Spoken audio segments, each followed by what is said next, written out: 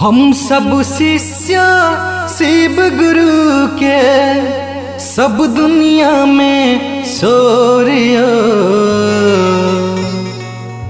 अपन शिव गुरु सब कोई शिष्य। शिव गुरु बहुत बिजोरिया। दिलदार म्यूजिक प्रेजेंट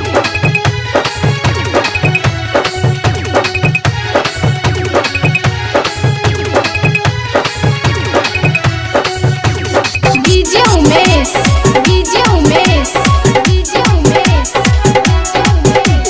सुखीपुर बाजार, सुखीपुर बाजार, सुखीपुर बाजार, सुखीपुर बाजार। हम सब शिष्य शिव गुरु के, हम सब शिष्य शिव गुरु के, सब दुनिया में शौर्य अपन शिव गुरु सब कोई शिष्य। शिव गुरु बहुत बिजोरियो अपन शिव गुरु सब कोई शिष्य। शिव गुरु बहुत बिजोरियो। हम सब शिष्य शिव गुरु के, हम सब शिष्य शिव गुरु के, सब दुनिया में शौर्य अपन शिव गुरु सब कोई शिष्य।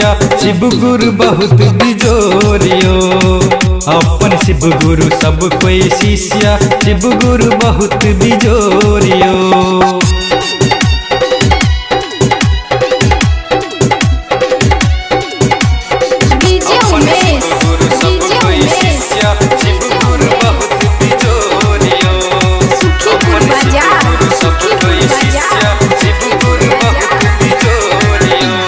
पहिल में चर्चा दोसर में दया, तेसर में नमन करै छियो। गुरु भाई और गुरु बहिन में शिव चर्चा खूब करै छियो। शिव चर्चा खूब करै छियो, शिव चर्चा खूब करै छियो। पहिल में चर्चा दोसर में दया, तेसर में नमन करै छियो। गुरु भाई और गुरु बहिन मिल शिव चर्चा खूब करै छियो।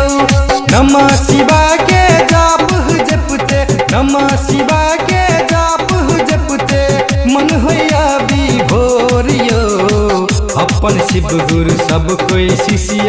शिव गुरु बहुत बिजोरियो अपन शिव गुरु सब कोई शिष्य। शिव गुरु बहुत बिजोरियो। दिलदार म्यूजिक प्रेजेंट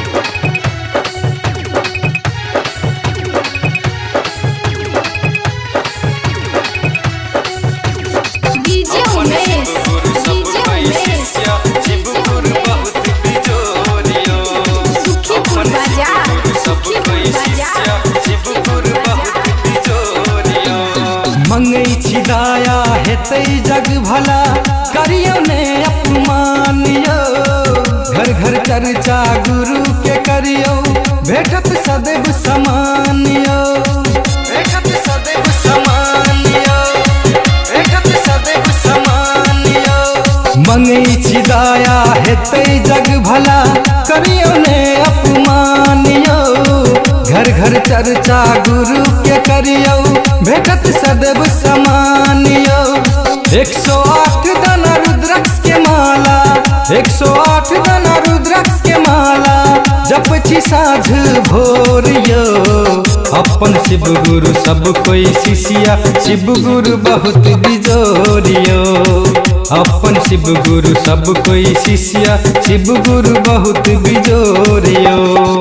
हम सब शिष्य शिव गुरु के, हम सब शिष्य शिव गुरु के, सब दुनिया में शौर्य अपन शिव गुरु सब कोई शिष्य।